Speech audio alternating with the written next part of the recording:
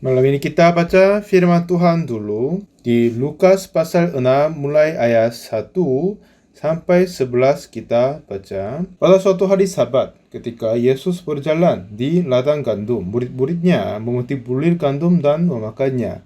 Sementara mereka menggisarnya dengan tangannya.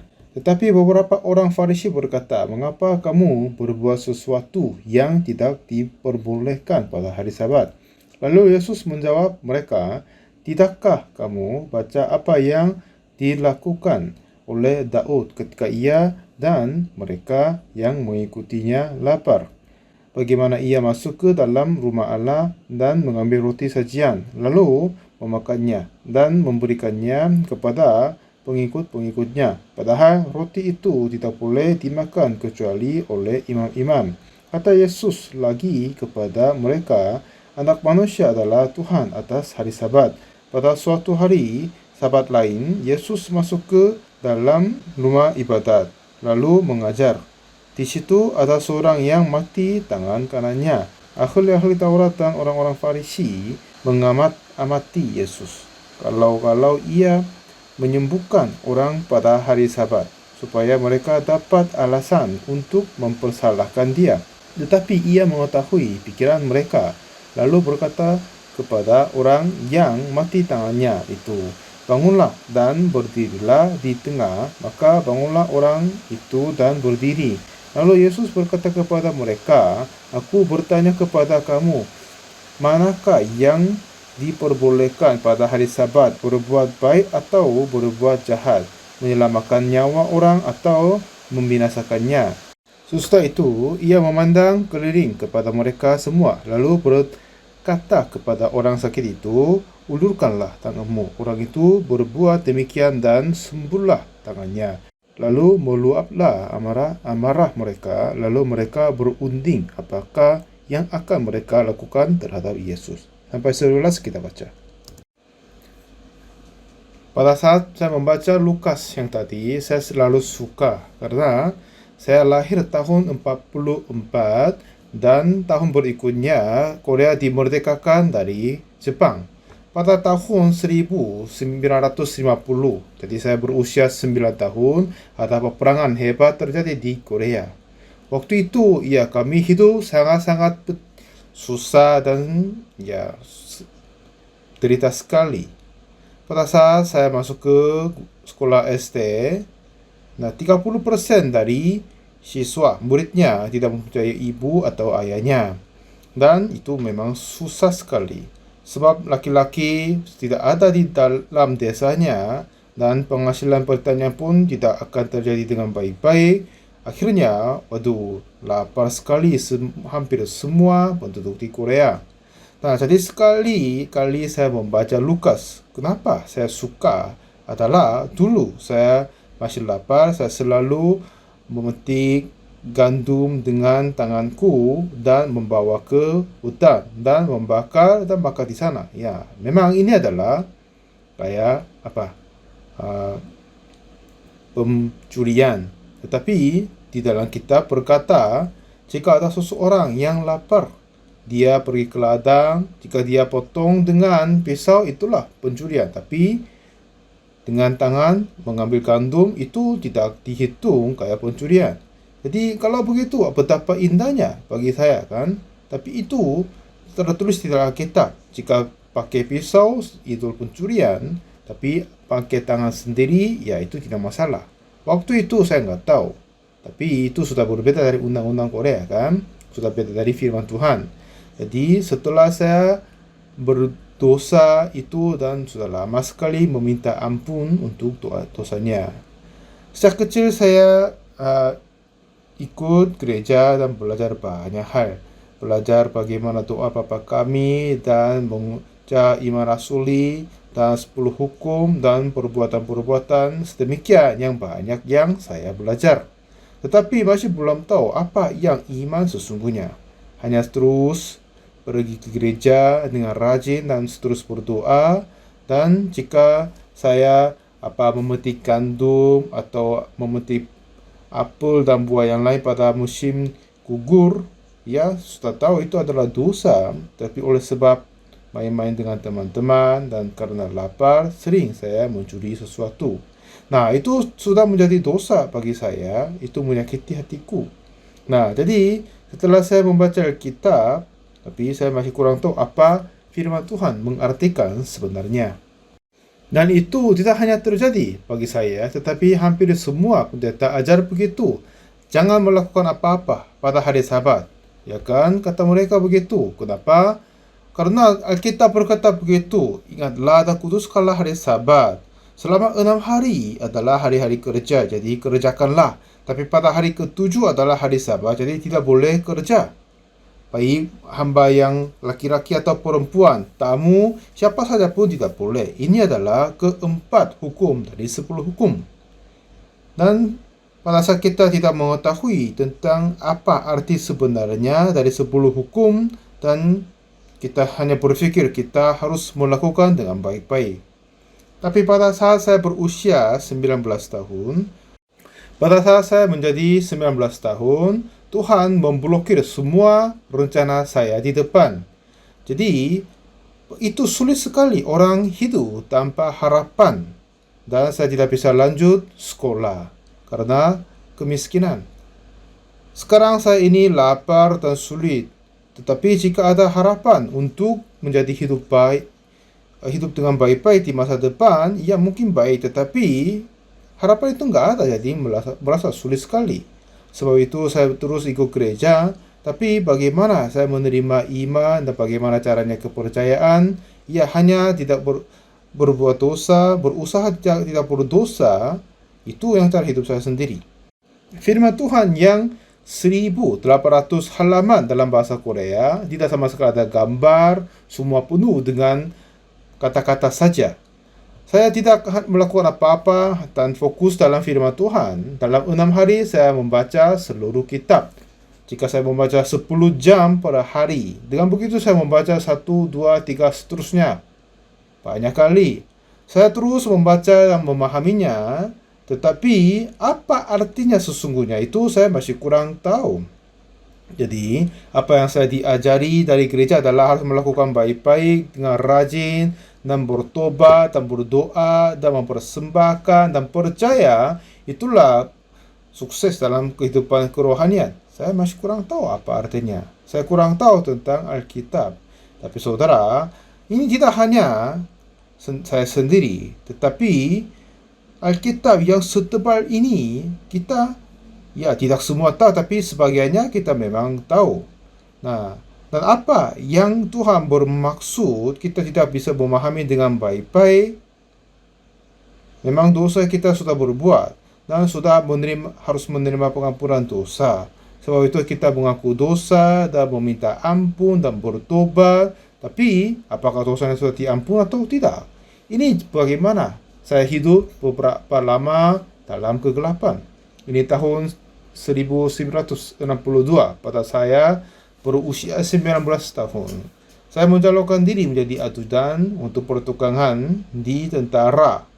Kiranya saya itu gampang untuk masuk, karena setelah saya masuk ke situ, saya bisa masuk kuliah malam dan dengan gaji bisa membiayai sekolah.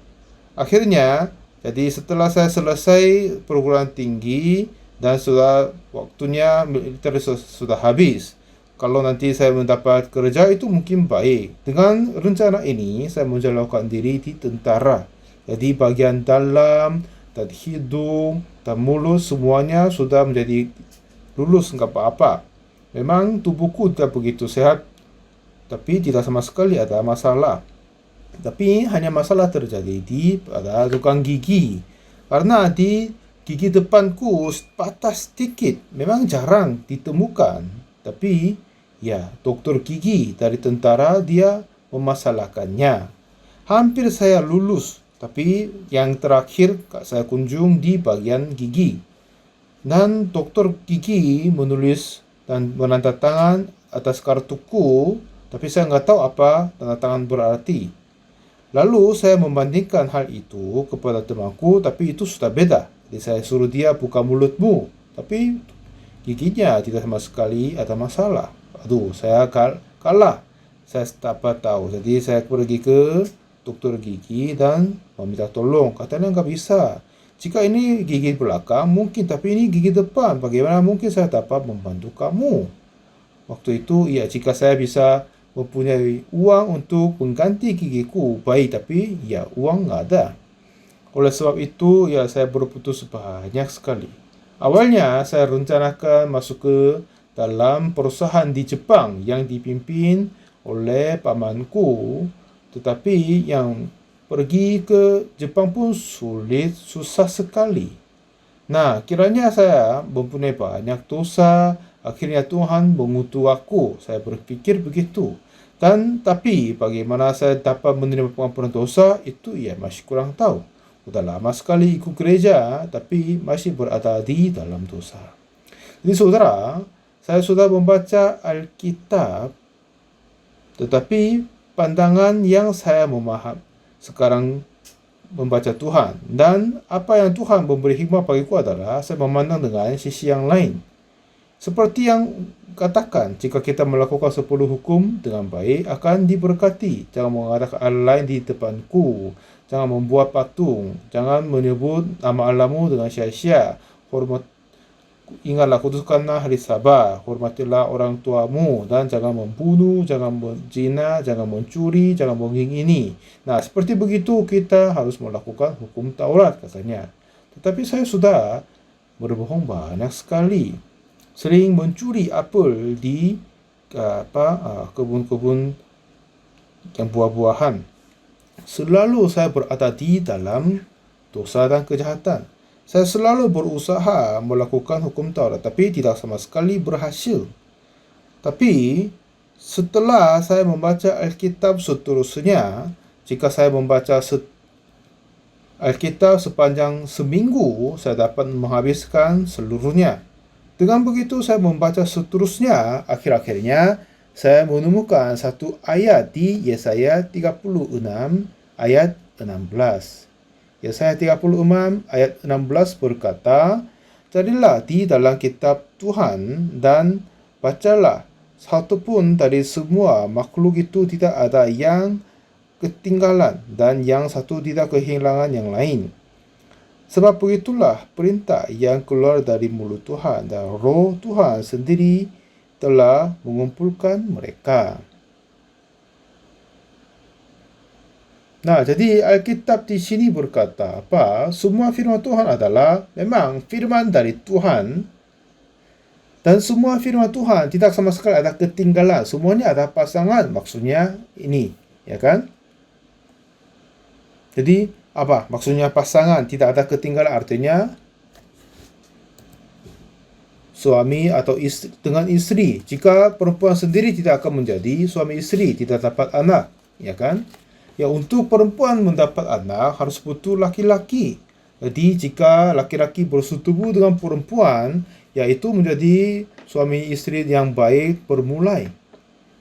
Setelah istri menikah dengan saya, apa yang dia melakukan terbaik kepadaku adalah dia melahirkan anak perempuan yang tercantik sama yang laki-laki juga.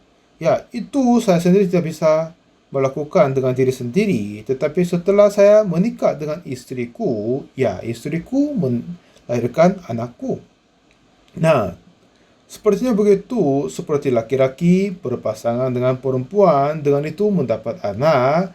Sepertinya begitu, jika kita tidak bisa memahami Alkitab dengan sisi ini, kita mencari satu pasangan yang tempat yang lain.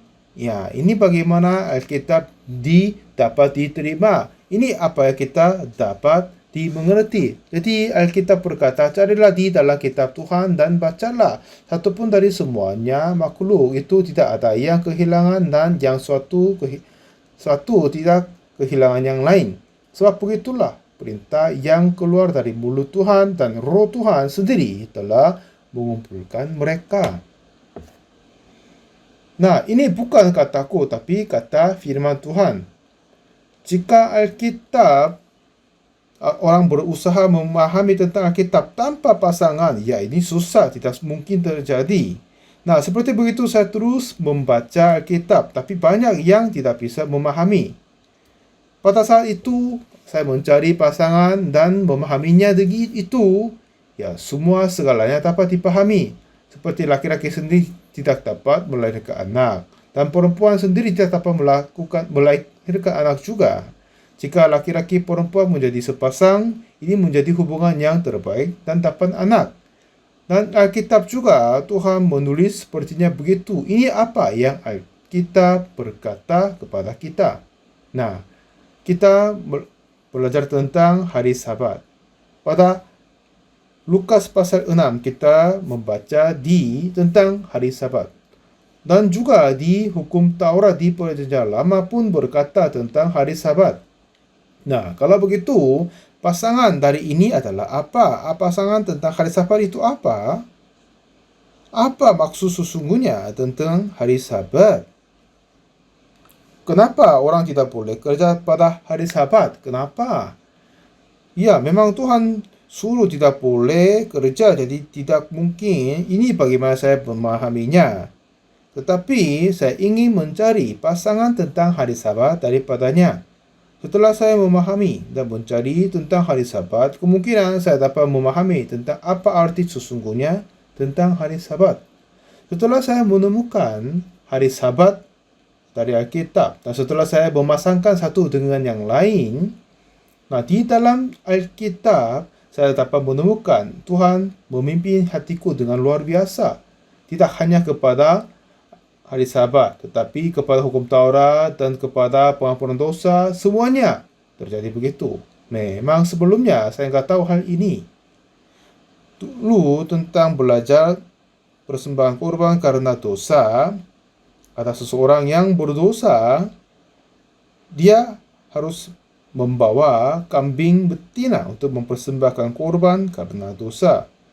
Dan dia harus meletak tangan di atas kepala korban. Nah, tapi waktu itu saya masih kurang tahu kenapa harus meletak tangan di atas kepalanya. Ya, pada saat kita mengangkat pendeta meletak tangan, atau mengangkat penatua mengangkat tangan, dan juga ada mengangkat diakon juga melakukan begitu kan. Tapi kenapa ya tidak mengangkat pendeta atau penatua, tetapi meletakkan tangan di atas kepala kambing atau domba? Kenapa?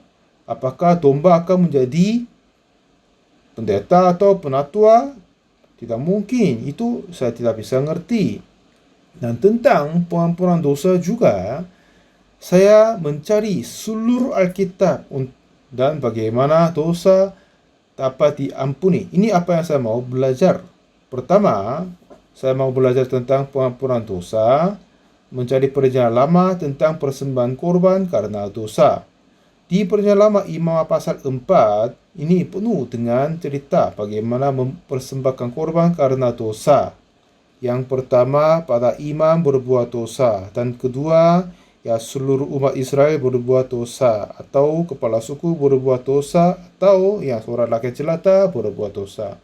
Semuanya sudah berbeda, tapi ini sudah tertulis dalam Imamah pasal 4. Karena saya sendiri adalah seorang laki jelata, jadi saya membaca firman Tuhan mulai ayat 27 seterusnya. Imam pasal 4 mulai 27 berkata tentang pengampunan dosa seorang rakyat jelata. Jikalau orang berbuat dosa dengan tak sengaja, itu seorang dari rakyat jelata, dan ia melakukan salah satu hal yang dilarang Tuhan sehingga ia bersalah, maka jikalau dosa yang telah diperbuatnya itu diberitahukan kepadanya, haruslah ia membawa sebagai persembahan karena dosa yang telah diperbuatnya itu seekor kambing betina yang tidak bercela. Lalu haruslah ia meletak tangannya ke atas kepala korban penghapus dosa. Nah, kenapa meletak tangan di atas kepala kambing? Ini untuk artinya apa? Ya, saya terus membaca Alkitab, tapi sungguh saya ingin memahami apa arti meletak tangan untuknya. Hanya mengetahui meletak tangan di atas kepala korban, apa artinya mengetahui itu? Dan alasan kenapa meletak tangan? Kita harus membaca, mencari pasangannya. Jadi terus saya mencari firman Tuhan dan membaca lama dan baru beberapa kali berulang-ulang, tetapi ya mau minta maaf, bagaimanapun saya berusaha nggak bisa menemukan. Tapi setelah 3 tahun kemudian, saya dapat menemukan di Imamat pasal 16 ayat ke-21. Selama 3 tahun kemudian, saya baru bisa menemukannya.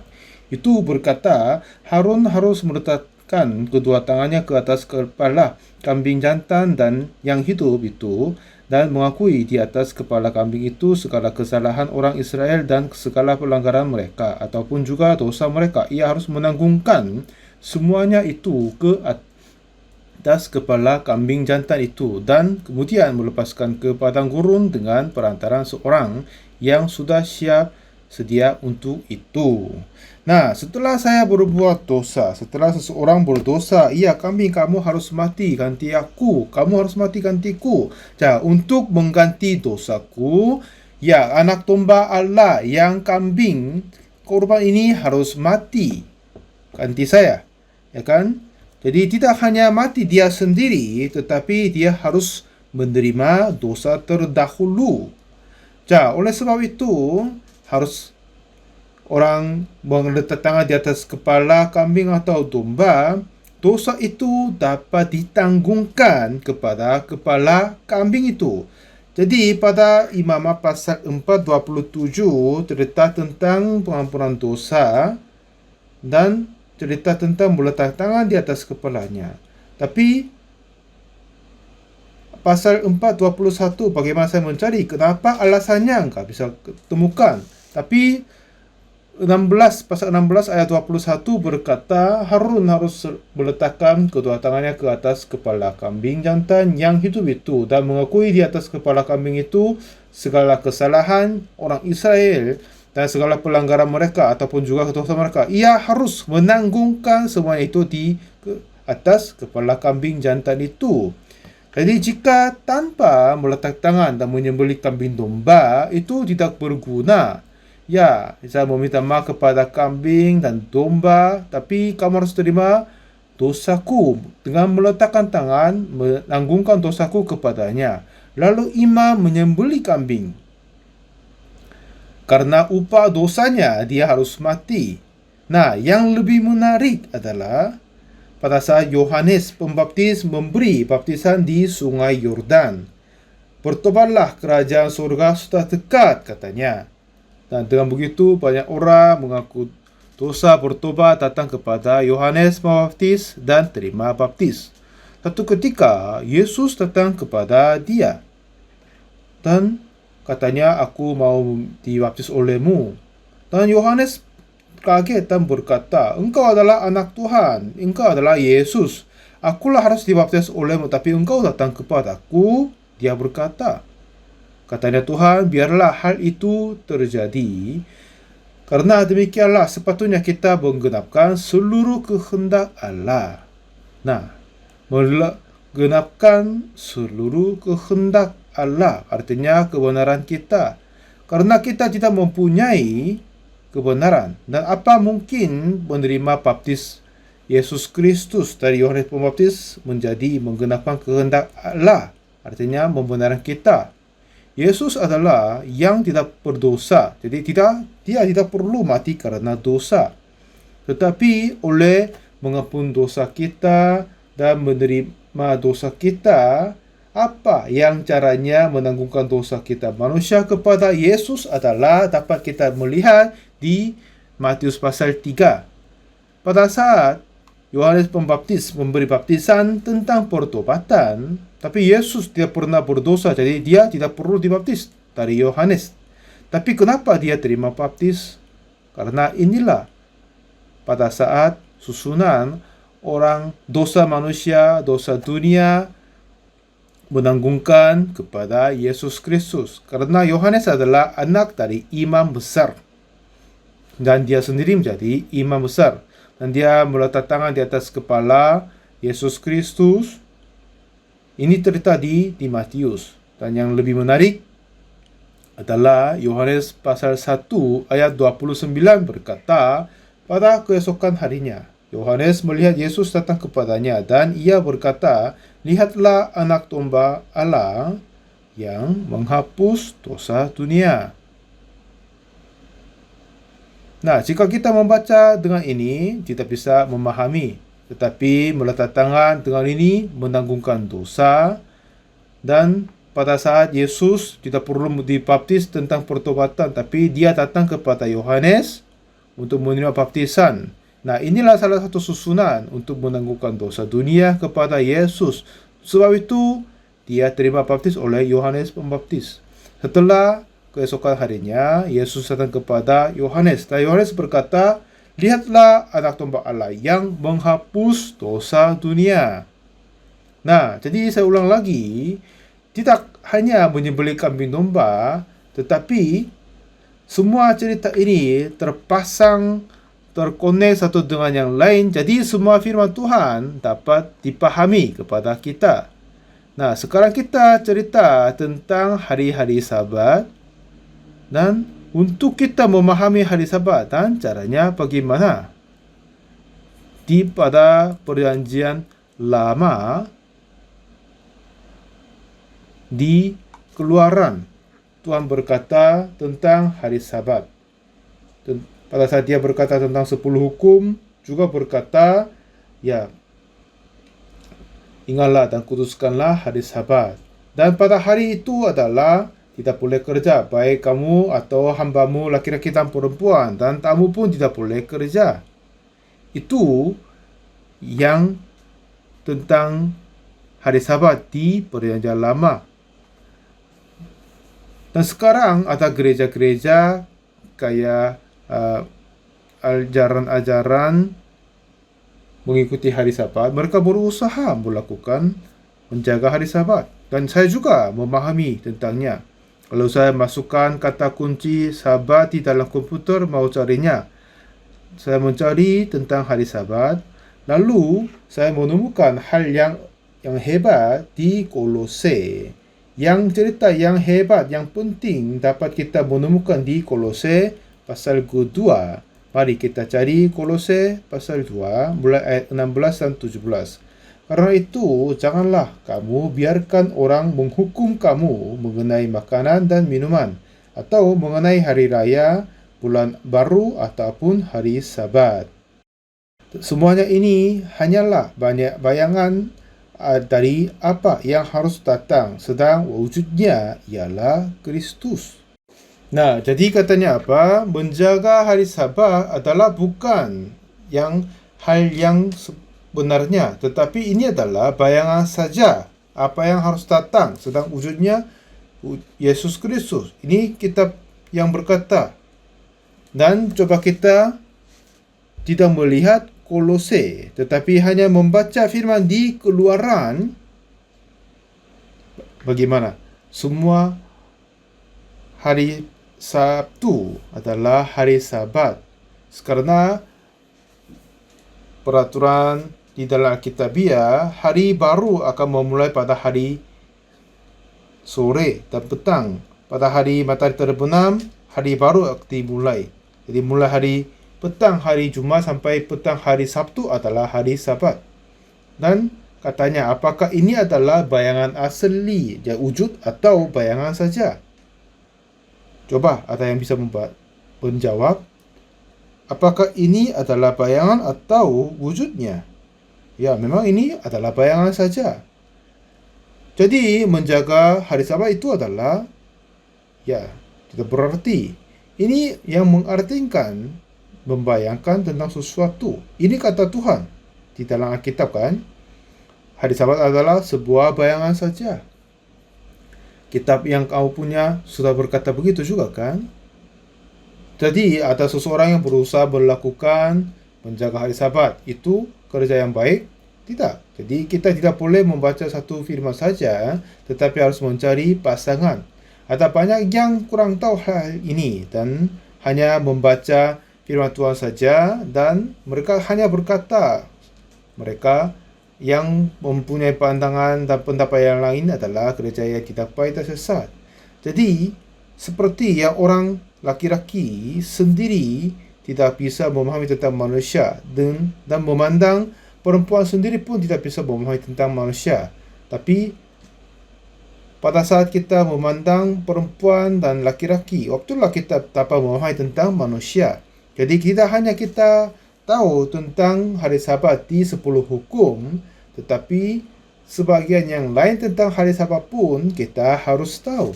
Nah, jadi Kolose tadi berkata, bilang apa? 2 ayat 16, karena itu janganlah kamu biarkan orang menghukum kamu mengenai makanan dan minuman atau mengenai hari raya, bulan baru ataupun hari Sabat. Nah, karena jangan menghukum, jangan marah-marah, maksudnya begitu. Karena semuanya ini hanya bayangan dari apa yang harus datang, ya kan? Apa yang akan datang, ini bayangan dari apa yang akan harus datang, sedang wujudnya. Yang amin? Ya, tolong angkat tangan yang amin. Amin. Ya, ini semuanya bayangan apa yang harus datang. Jadi, yang menjaga hari Sabat itu tidak berarti. Kalau begitu, bayangan dari apa? Tentang wujudnya Yesus Kristus. Amin. Amin.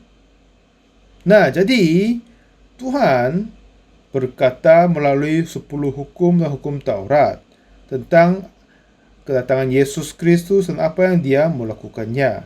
Seperti yang perjanjian lama menyembelih kambing domba dan membubuh darah di atas tiang sama ambang pintu. Apakah orang berdosa berada di dalam rumah yang dibubuh darah? Apakah dia hidup atau tidak? Dia akan hidup. Jika orang tidak membubuh darah, dia akan mati. Dan maksudnya darah, maksudnya kambing domba apa? Domba berarti Yesus Kristus. Ini semuanya mengartikan Yesus mati dengan darinya mengampuni dosa kita dan menyelamatkan kita. Nah, kalau begitu, apa arti sesungguhnya tentang hari Sabat? Jadi dengan itu, Tuhan mau memberitahukan sesuatu yang akan datang. Dengan ini, Tuhan menentukan peraturan hukum hari Sabat. Amin. Ini kata Tuhan kan, kata firman Tuhan.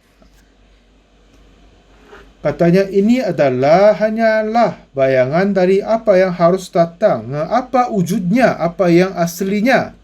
Seperti tubuh saya ada, bayangannya ada di belakang. Seperti tadi, bayangan dapat menemukan yang asli. Jadi dengan hari Sabat sebagai bayangan, apa yang Tuhan mau mengajar bagi kita? Ini memang gampang sekali. Ingatlah hari Sabat dan jagalah kuduskanlah. Dan selama 6 hari kamu boleh kerja, tapi hari yang ke-7 adalah hari Sabat bagi Tuhan. Janganlah kamu kerja. Baik hambamu laki-laki atau perempuan, baik tamu, tidak boleh kerja. Nah, ini untuk apa? Ini maksudnya apa? Maksudnya Yesus Kristus. Pada saat kita berbeban berat karena dosa dan berada di dalam kesulitan, dan ada yang puji nyanyian, saya menanggung dosa yang berat dan dirinya sendiri tidak bisa menanggung diri sendiri, sulit sekali. Ada yang puji nyanyian sepertinya begitu. Apakah pernah tahu puji nyanyian seperti ini? Dulu kami menyanyi puji nyanyian sepertinya ini banyak sekali. Yang keberatan karena dosa ditanggung bagiku diri sendiri, tidak bisa tahan. Nah, sepertinya begitu. Nah, pada saat dia berjalan dengan barang berat, dan pada saat dia menemukan hari Sabat, dia melepaskan semua keberatan dan barangnya. Apa arti ini? Adalah akan datang Yesus Kristus. Jika seorang menemukan Yesus Kristus, dia akan melepaskan keberatan karena dosa. Hari Sabat sesungguhnya berarti tentang hal itu. Amin. Amin. Jadi, bagaimanapun orang berusaha menjaga hari Sabat, tapi itu tidak mungkin melakukan kehendak Tuhan. Jadi Yesus berkata, Anak manusia adalah Tuhan dari hari Sabat. Jadi bagaimana Tuhan menjaga hari Sabat seperti yang orang seperti saat ini? Tidak. Dia kerja pada hari Sabat. Dia menyembuhkan orang sakit, pada murid-murid memetik gandum dan makam. Dan jadi mereka potong dengan pisau ini adalah menghasilkan dan memetik, dan itu adalah hanya makan sedikit. Jadi orang Farisi katanya mereka melanggarkan hukum. Tapi hari Sabat itu sesungguhnya petang hari Jumat mereka melepaskan semua barangnya. Inilah bayangan untuk akan yang datang, yang wujudnya yang sebenarnya adalah Yesus Kristus. Nah, seperti pada hari Sabat, lepaskan semua berat dan barang dan merdeka daripada keberatan dan bebas daripadanya. Jadi seseorang yang menemukan Yesus Kristus, dia bebas dari dosa. Ini apa yang mengajar kepada kita maksud tentang hari Sabat. Amin. Ya, jika orang bertemu Yesus, keberatan karena dosa dapat dilepaskan. Ini apa yang arti sesungguhnya tentang hari Sabat. Tak ada orang yang berusaha menjaga hari Sabat. Aduh, ini sulit. Pada saat saya datang Israel dan pergi ke tembok latapan, kebetulan itu hari Sabat. Jadi saudara-saudara ambil foto, tapi penjaga berkata jangan mengambil foto. Katanya ini hari Sabat, jangan. Tetapi mengambil gambar ini adalah sebuah kerja, jadi katanya tidak boleh. Tapi ya, sapam itu pakai radio. Apakah itu juga kerja enggak? Ya, saya mau berkata gitu, tapi saya enggak berkatanya.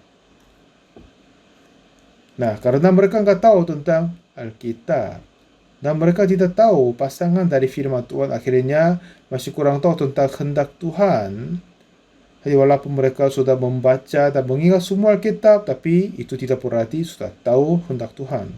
Jadi Tuhan maksudnya akan datang waktunya Yesus datang dan memerdekakan kita daripada dosa. Ini apa yang maksud Tuhan bagi kita. Jika Yesus datang bagi kita, kita akan dimerdekakan dari keberatan karena dosa. Selama kita mengambil berat dan sulit, tetapi pada saat hari Sabat masuk, jadi ya boleh melepaskan semua keberatan barangnya. Nah, seperti begitu, jika kita maju ke depan Yesus Kristus, kita akan lepas semua keberatan karena dosa. Banyak orang mengikut gereja dan sambil berkata, Tuhan, aku orang berdosa, ampunilah dosaku, ampunilah dosaku. Nah, jika mereka menderita tentang karena dosa, mereka melanggarkan hukum hari Sabat karena mereka terasa sulit. Yesus berkata, barilah kepadaku yang letih lesu, aku akan memberi kelegaan kepadamu. Ya kan? Ya, memang Yesus sungguh-sungguh Tuhan dari hari Sabat. Ya kan? Nah, jadi pada saat kita datang kepada Yesus, semua dosa kita dapat diampuni. Ini apa maksudnya Yesus bagi kita? Ada yang orang yang ikut gereja yang Sabat bermegah karena mereka melakukan baik-baik, tetapi mereka enggak tahu apa-apa.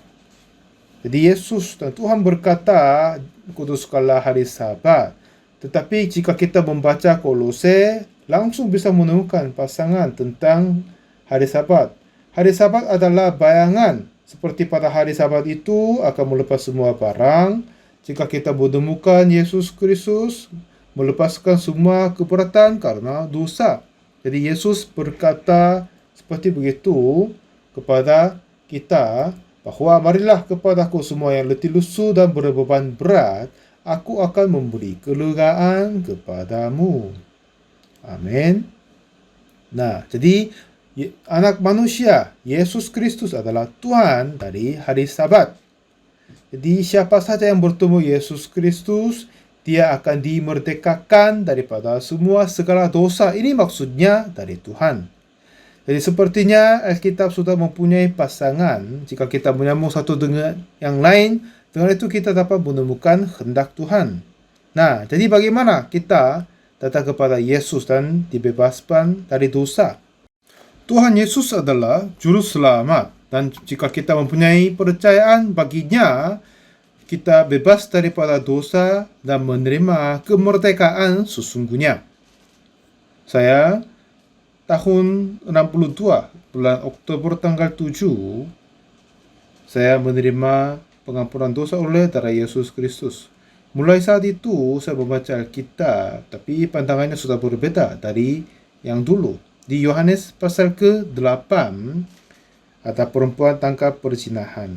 Yang Farisi ahli Taurat berkata kepadanya, Yesus Kristus, Rabi, perempuan ini tertangkap basah ketika dia sedang berzina. Musa dalam hukum Taurat memerintahkan untuk melempari perempuan demikian. Apakah pendapatmu tentang hal itu? Ya, memang di dalam hukum Taurat tidak ada yang kasih karunia, tetapi hanya ada kutuk. Yang perempuan yang tangkap perzinahan, pada saat dia masuk ke dalam pengadilan sesuai dengan hukum Taurat, dia harus dilempar batu dan mati.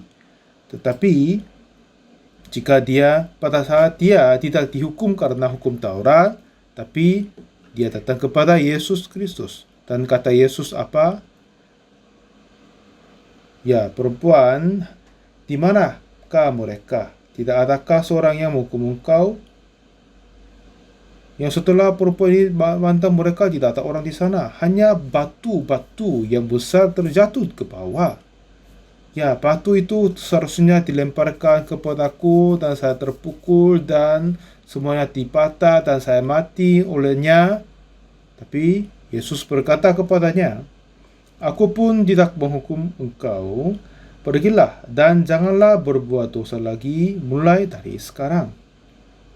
Jadi, Tuhan memerdekakan perempuan ini, menjaga perempuan ini dari semua batunya. Marilah kepadaku semua yang letih lesu, aku akan memberi kelegaan kepadamu. Aku akan memberikan kelegaan kepadamu. Ya, memang firman Tuhan yang luar biasa. Perempuan harus dilempar batu dan seharusnya mati, tapi karena Tuhan Yesus telah menerima dosa perempuan itu juga dan memerdekakan perempuan ini dari dosa. Nah, seperti begini kita ketemu Yesus Kristus. Tuhan Yesus menerima semua dosa kita pada saat dia menerima baptis oleh Yohanes Pembaptis. Keesokan harinya Yohanes berkata, Lihatlah anak domba Allah yang menghapus dosa dunia. Jadi, seperti meletak tangan di persembahan kurban karena dosa, dengan itu dosa yang perbuatan dari orang menanggungkan kepada kambing atau domba. Amin. Sudah dapat mengucap amin? Nah, setelah itu selanjutnya apa? Siapa yang harus mati? Yang berbuat dosa atau kambing atau domba? Siapa yang mati? Ya, kambing, domba itu adalah mati, ya kan? Nah, bukan orang berdosa ini, tetapi domba anak mati. Apakah perempuan tangkap perzinahan mati? Ya, mungkin dia mati setelah tertua, tapi tidak mati oleh karena saat itu. Kenapa? Karena dia sudah berdosa. Tapi siapa mati atas kayu salib? Yesus sendiri mati atas kayu salib. Kenapa? Karena Tuhan Yesus menanggung dosa perempuan yang berbuat zina itu juga. Marilah kepadaku yang letih lesu, aku akan memberi kelegaan kepadamu. Dengan ini, perempuan ini lepas dari dosanya. Dan Tuhan Yesus menanggung semua dosa perempuan ini. Amin. Amin. Ya, tidak hanya dosa perempuan ini dan dia mati atas kayu salib, tetapi juga dosa Pak Pendeta Oksupak juga ditanggungkan kepada Yesus dan dia mati atas kayu salib dan menghapuskannya. Amin. Dosa Pak Pendeta Pak Pangwon yang sedang menerjemahkan, dosa dia pun ditanggungkan kepada Yesus dan Yesus mati. Dosa Anda pun ditanggung kepada Yesus dan Yesus mati karenanya. Jadi kita tidak lagi harus melakukan sesuatu, tetapi harus memandang Yesus Kristus di atas kayu salib dan percaya kepadanya. Di sana di kayu salib dosaku sudah selesai. Dari sana Tuhan Yesus telah menumpah darah, dosaku telah selesai. Dia telah menanggung semua upah dosaku. Jadi dosaku sudah selesai. Aku sudah disucikan. Aku sudah dikuduskan. Ini bagaimana kita harus percaya adalah percaya Yesus Kristus. Amin. Amin. Tapi gereja saat ini tidak percaya begitu. Saya menerima pengampunan dosa pada 62, lalu saya berkata kepada kakakku, "Kakak, saya menerima pengampunan dosa." Lalu kakakku terkaget dan memandang saya dan berkata, "Ya waduh, kamu berada di dalam kesulitan. Selama kamu melakukan hidup dalam kehidupan rohani, harus merendahkan hati." Tapi Pak Pendeta berkata dia orang berdosa, penatua berkata orang berdosa, tapi tidak mungkin kamu tidak mempunyai dosa. Seperti orang yang menjadi belajar banyak, dia harus merendahkan diri, harus merendahkan dirimu. Tapi kamu yang begitu sombong hati berkata kamu tidak punya dosa. Tapi waktu itu saya pun tidak tahu apa yang saya harus katakan kepada kakakku. Lalu saya bertemu dengan teman-teman panduan suara di gereja dan berkata, "Aku terima pengampunan dosa." Memang saya sudah tahu saya terima pengampunan dosa, tapi bagaimana caranya untuk menjelaskan itu masih kurang tahu. Jadi ada banyak teman-teman berkata, "Iya, aku juga orang mempunyai dosa. Tolong ajarilah." Tapi iya, saya nggak tahu bagaimana ajarnya. Memang benar sekali aku menerima pengampunan dosa, tapi tidak bisa mengajarinya. Akhirnya beberapa jemaat-jemaat di gereja membenci saya. Satu ketika saya masuk ke dalam ruangan, biasanya pemuda-pemudi di gereja main bersama. Sebelum saya membuka pintunya, saya dengar bahwa mereka berkata tentang saya. Katanya, "Aduh, Oxupak itu orang yang lucu sekali. Saya sudah tahu dia, tapi kata dia apa? Dia sudah tidak punya dosa lagi." Ya memang benar sekali kan? Karena saya sudah berbuat banyak dosa bersamanya. Tetapi saya menerima pengampunan dosa oleh darah Yesus. Tapi teman itu nggak bisa percaya. Akhirnya dia masih orang berdosa. Dan semua jemaat adalah orang berdosa.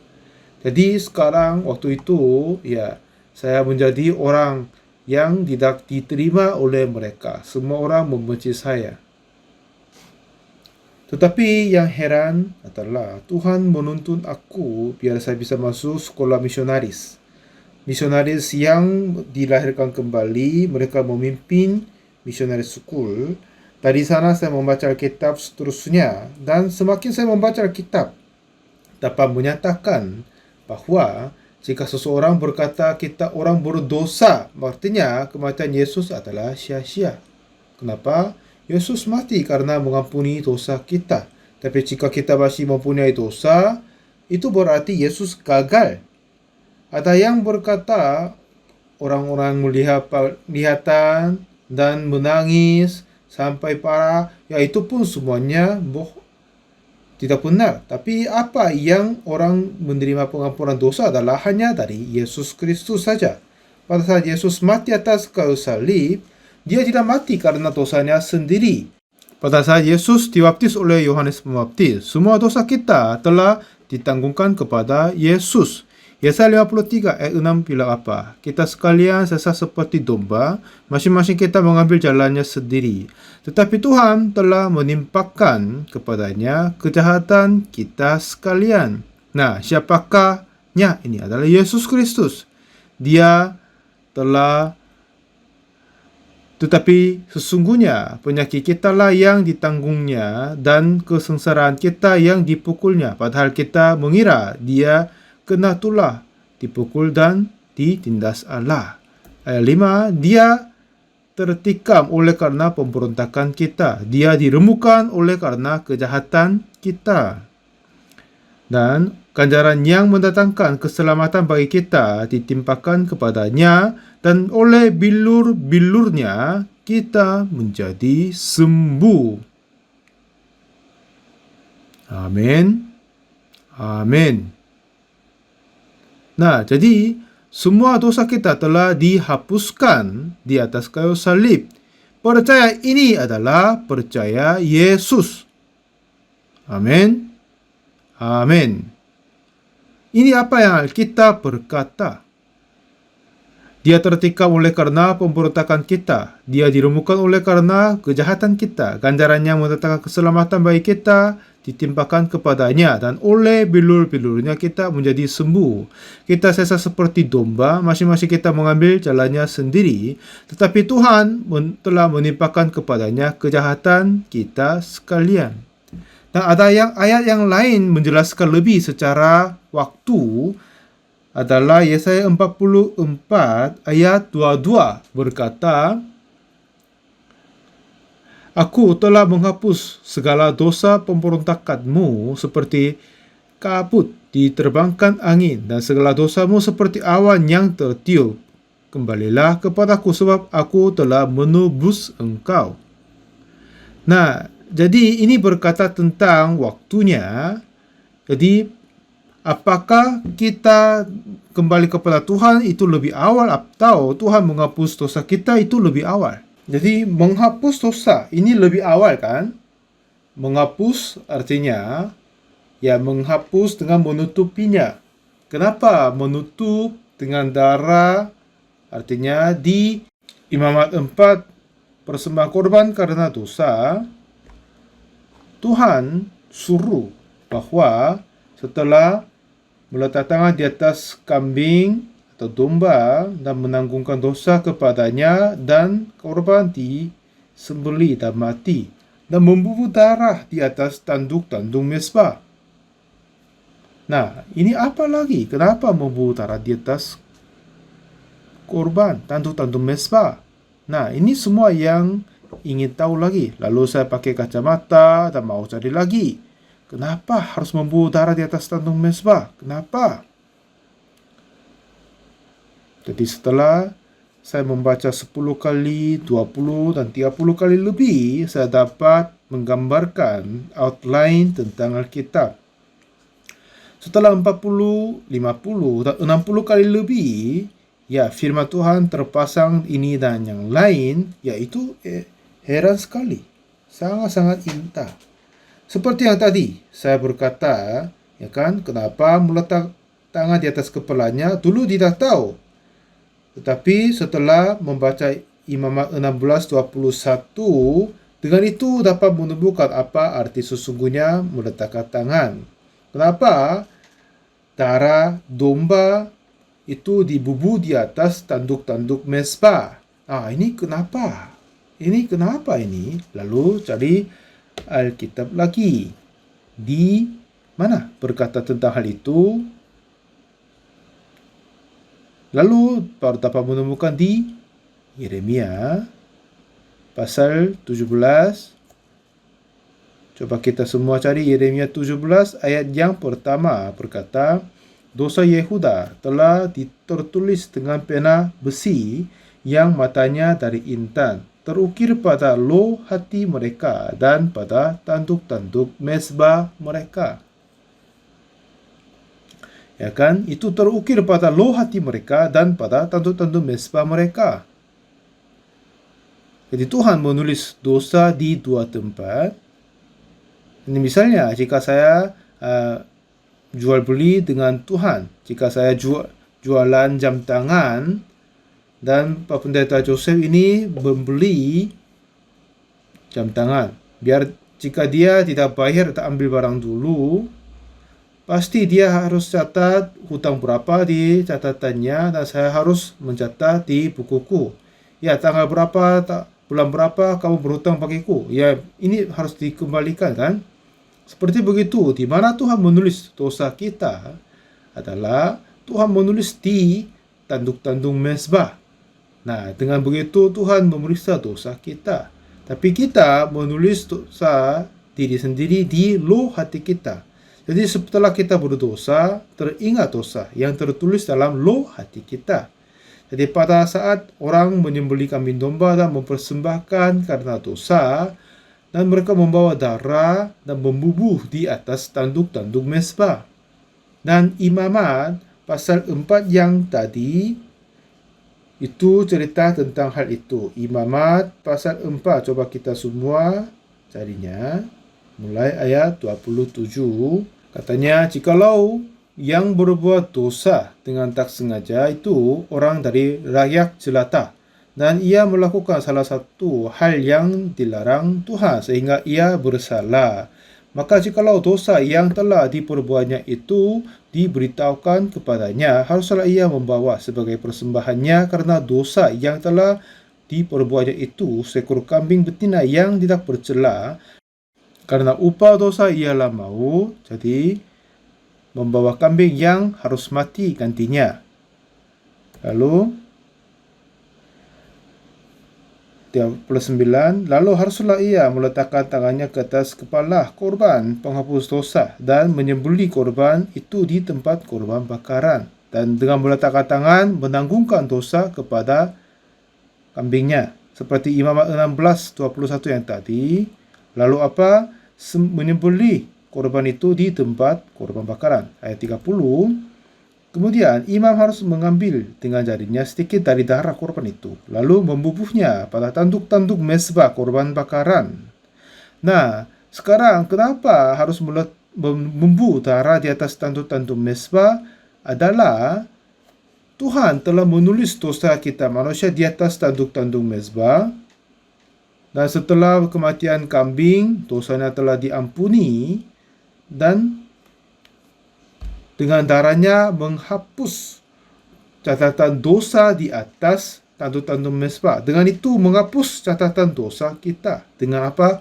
Darah kambing domba. Seperti yang darah Yesus Kristus dapat mengampuni, menghapuskan semua dosa yang tertulis di atas tanduk-tanduk mezbah. Dan apa yang dapat menghapuskan dosa yang tertulis di loh hati kita? Jika orang berbuat dosa, kejahatan yang tertulis dalam loh hati mereka, bagaimana dapat menghapuskan? Adalah oleh iman saja. Ya, dengan dosaku ini, Yesus mati atas kayu salib dan menghapuskan. Dengan mempercayai ini, dosa tertulis dalam loh dapat dihapuskan. Kepada mereka yang masih berfikir mereka berdosa, artinya mereka nggak percaya Yesus mengampuni dosa mereka, akhirnya mengaku dosa. Tuhan Yesus mati dengan darahnya telah menghapus dosa kita. Tapi jika kita tidak memahaminya, menerimanya, orang akan berkata, orang berdosa. Karena kita sendiri tidak bisa memahami dan memeriksa apakah aku punya dosa atau tidak. Jadi kita harus membaca Alkitab. Dan Alkitab berkata, semua catatan dosa kita sudah dihapuskan. Tidak sama sekali ada catatan dosa kita di atas kerajaan surga. Yang paling penting adalah Tuhan tidak akan mengingat dosa kita. Tuhan tidak sama sekali mengingat dosa kita. Saudara, Yeremia 31 ayat 34 berkata apa? Mari kita baca bersama. Demikianlah firman Tuhan, sebab aku akan mengampuni kesalahan mereka dan tidak lagi mengingat dosa mereka. Mari kita semua baca ulang. Demikianlah firman Tuhan, sebab aku akan mengampuni kesalahan mereka dan tidak lagi mengingat dosa mereka. Amin. Apakah Tuhan masih ingat dosamu? Tidak mungkin, tidak sama sekali tidak. Kenapa? Karena semua penghakiman sudah selesai. Di atas kayu salib, semua upah dosa kita, semua dosa kita sudah dihapuskan. Apakah saudara-saudari sudah menonton kantata Paskah? Kata imam-imam bilang apa? Tabir di bait suci terbelah dua. Artinya dosa, oleh sebab dosa manusia, mereka tidak bisa masuk ke dalam tempat kudus. Tapi tabir telah terbelah dua. Jadi semua orang yang dapat percaya sudah bisa masuk. Karena semua dosanya telah diampuni. Amin. Jadi apakah Anda masih orang berdosa? Itulah kata yang paling dibenci oleh Yesus jika kita berkata orang berdosa. Ada yang orang berpikir bahwa merendahkan diri jadi bilang orang berdosa, tapi ini yang menyakiti hati Yesus. Artinya kegagalan Yesus Kristus, kematian Yesus sudah sia-sia. Amin. Sudah bisa percaya? Sudah bisa amin? Nah, jadi Sejak kejadian Tuhan telah menyatakan Yesus Kristus. Ini yang heran sekali. Tuhan sudah menulis bagaimana Tuhan Yesus datang dan mati atas kayu salib, dan oleh darahnya kita diselamatkan. Dan Dia datang dengan tubuh manusia, menerima baptis oleh Yohanes Pembaptis. Dengan itu sudah menerima dosa manusia, mati atas kayu salib. Dengan darahnya semua dosa kita telah dihapuskan. Jadi saudara, apakah Anda sudah tahu hukuman berat yang paling berat di pengadilan? Pada saat pengadilan, jaksa meminta hukuman, ya kan? Dan biasanya jaksa tidak suka pakai kata hukuman mati.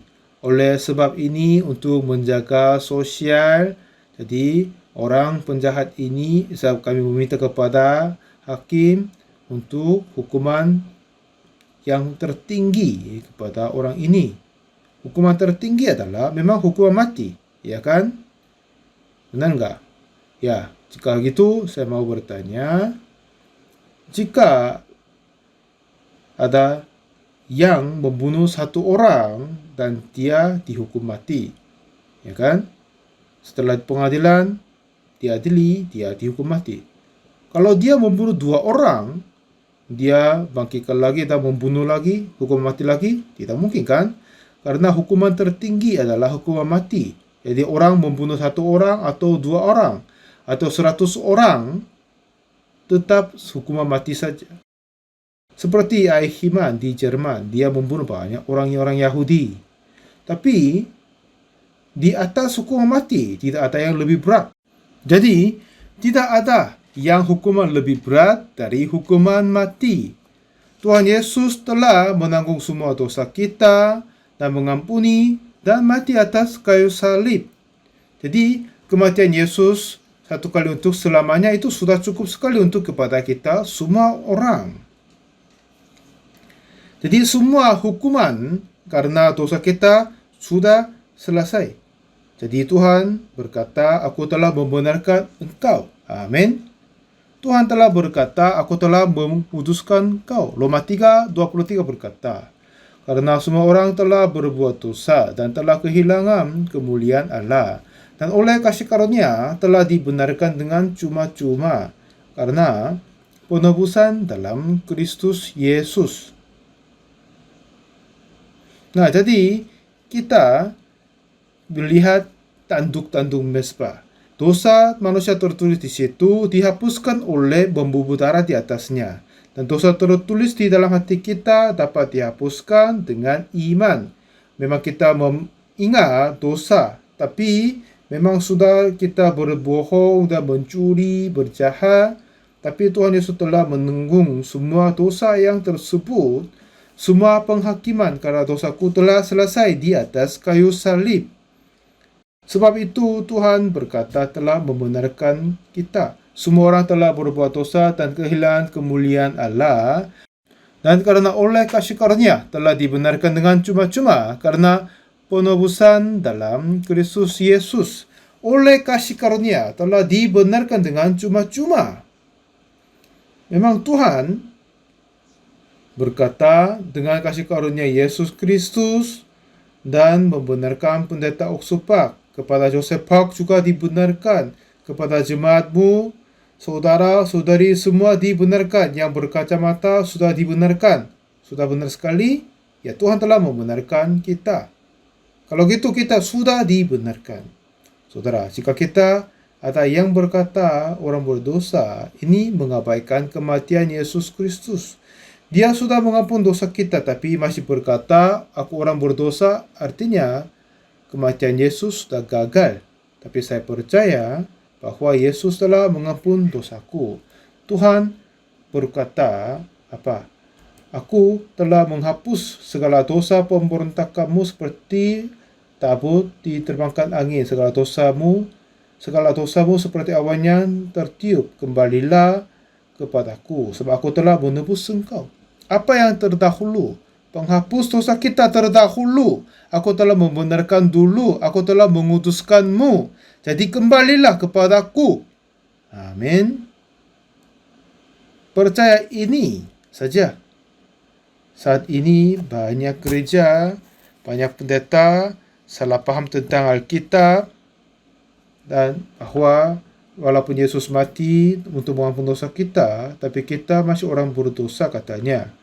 Kalau gitu apa gunanya kematian Yesus? Itu ya mengabaikan kematian Yesus. Jangan ditipu. Kita berkata kita sudah dibenarkan. Aku percaya Alkitab ini. Saya mengucap syukur bagimu Tuhan. Jadi saudara, apakah Anda masih orang berdosa? Tolong angkat tangan jika Anda berpikir Anda orang berdosa. Coba angkat tangan. Kita dulu seorang berdosa yang jahat.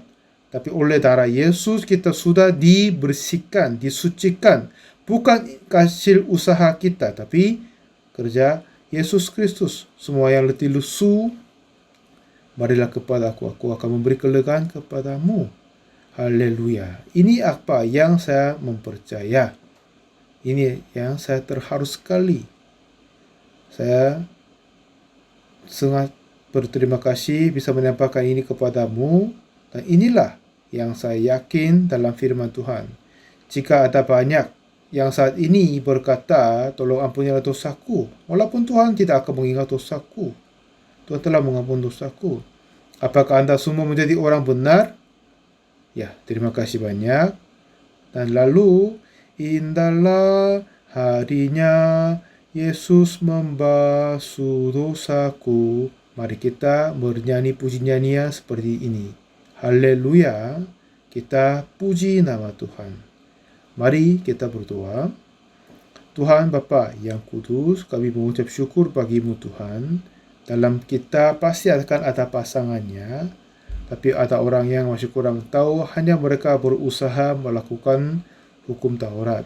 Tapi sesi ini tolong memenuhi Roh Kudus dalam hati kami, biar kami dapat percaya darah Yesus telah mengampuni dosa kami. Biar kami memuji-Mu Tuhan dan menerima pengampunan dosa.